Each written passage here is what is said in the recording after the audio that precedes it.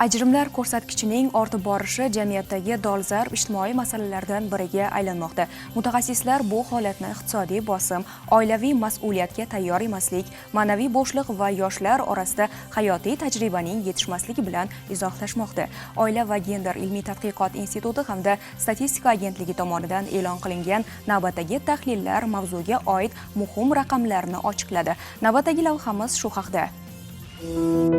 O'zbek xalqi azal-azaldan oilani muqaddas qo'rg'on, tarbiya beshigi va jamiyat tayanchi deb bilgan. Oila tinch, yurt tinch degan hikmat ham bejiz aytilmagan. Chunki oiladagi muhit nafaqat bir xonadon, balki butun jamiyat kayfiyatiga ta'sir qiladi. Ammo bugungi statistik raqamlar bu masalaga jiddiyroq qarash zarurligini ko'rsatmoqda. Statistika agentligi ma'lumotlariga ko'ra, respublika miqyosida 2018-yilda 32 mingta ajralish qayd etilgan bo'lsa, 2024-yilda bu raqam 45 mingdan oshgan. 2025-yilning dastlabki 6 oyida esa 23 mingdan ziyod ajrim qayd etildi. Afsuski, deyarli har 4-nikoh ajrim bilan yakun topmoqda. Tahlillarga ko'ra, har 1000 ta nikohga o'rtacha 175 ta ajrim to'g'ri kelmoqda. Eng yuqori ajrim ko'rsatkichlari Toshkent shahri, Toshkent viloyati va Sirdaryoda kuzatilayotgan bo'lsa, Qashqadaryo, Surxondaryo va Xorazm viloyatlarida oilaviy barqarorlik nisbatan yuqori darajada saqlanib qolmoqda.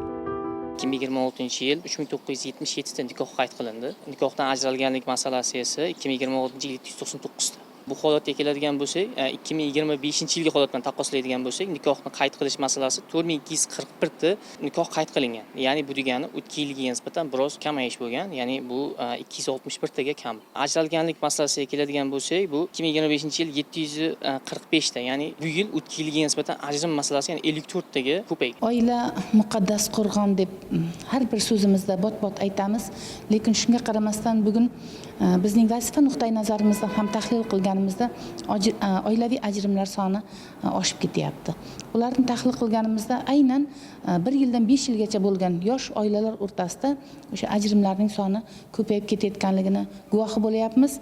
Bularni tahlil qilganimizda asosan yoshlarni oilaviy hayotga tayyor bo'lmagan holatda yoki bir mas'uliyati yo'q, mas'uliyatni yelkasiga olmagan holatda degan tahlillarimiz ham bo'lyapti.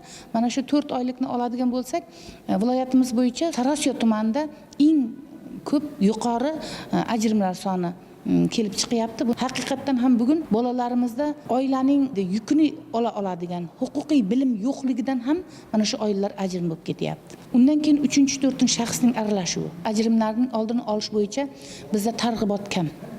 Biz hozir boryapmiz, oila muqaddas, gapirib o'tib ketyapmiz, lekin mana shu bugungi zamonamizning talabi ham bizga hamkor tashkilotlar birikib, hamkor tashkilotlar bilan birgalikda xonadon kirib, kerak bo'lsa ibratli oilalarni namuna qilib ko'rsatishimiz kerak. Shuni alohida ta'kidlash joizki, ajrimlarning asosiy sabablari orasida fe'l-atvor mos kelmasligi, iqtisodiy qiyinchiliklar, rashk, o'zaro hurmatning susayishi va yoshlarning oilaviy hayotga tayyor emasligi yetakchi omil bo'lib qolmoqda. Bugungi kunda ayrim yoshlar oilani uzoq mas'uliyat emas, balki shunchaki marosim deb qabul qilayotgani ham jamoatchilikni jiddiy tashvishga solmoqda. Dabdabali to'ylar, ijtimoiy tarmoqlardagi sun'iy ideal hayot tasvirlari va moddiy poyganing kuchayishi oilaning asl mohiyatini ikkinchi o'ringa surib qo'yayotgani aytilmoqda. Holbuki ota-bobolar uy qurish oson, uni saqlash qiyin deb bejiz aytmagan. Yana bir e'tiborli jihati shundaki, ajrashgan oilalarning qariyb yarmi hali farzandli bo'lishga ulgurmagan. Oila kodeksida ba'zi holatlarda nikoh yoshini qisqartirish bo'yicha istisnolar bor.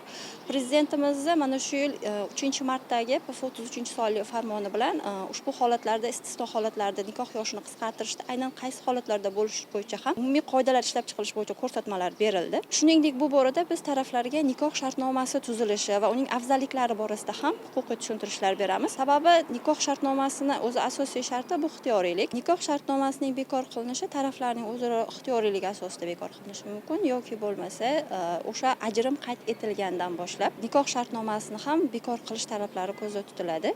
Nikoh shartnomasi hozirgi kunda bevosita imkoniyatlari bo'ldi. Onlayn tartibda ham taraflarga notariusga bormasdan videokonferensiya aloqa usulida rasmiylashtirishlari mumkin va taraflar o'zaro rozi bo'ladigan bo'lsa, shu nikoh shartnomasini bekor qilishga ham o'zaro kelishuv asosida yoki bo'lmasa ajrim davomida ajrimdan keyingi mol-mulklarni hisobga olgan holda bekor qilish tartiblarini ko'rib chiqadilar. Oila kodeksining 38-moddasiga asosan nikohdan ajratish sud tartibida yoki fiqdiyo bo'limlarda amalga oshiriladi. Nikohdan ajratish haqidagi da'vo arizalarini sud tartibida ko'rib chiqishda bazaviy hisoblash miqdorining 2 barobar miqdorida davlat boji undiriladi. Ishni ko'rib, sud agar yashash imkoniyati mavjud emas deb topsagina, birgalikda oila qurib yashash imkoniyati mavjud emas deb topgandagina nikohdan ajratish haqidagi qarorlarni chiqarib berishadi. Undan tashqari sudlar nikohdan ajratishni ko'rib chiqishda ikki tarafni eshitib, yarashtirish imkoni mavjud deb hisoblasa, yarash uchun 6 oy muddatgacha yarash uchun muhlat berishadi taraflarga. Bundan tashqari nikohdan ajratish fiqdiyo organlarida ham amalga oshiriladi. Fiqdiyo organlarida amalga oshirilganda taraflarning o'zaro nizosi yo'qligi, mol-mulk nizolari yo'qligi va voyaga yetmagan farzandlari bor yo'qligi inobatga olinadi. Ya'ni kim voyaga yetmagan farzandlari bor bo'lsa yoki homiladorlik holatlarida bu sud tartibida ko'rib chiqariladi.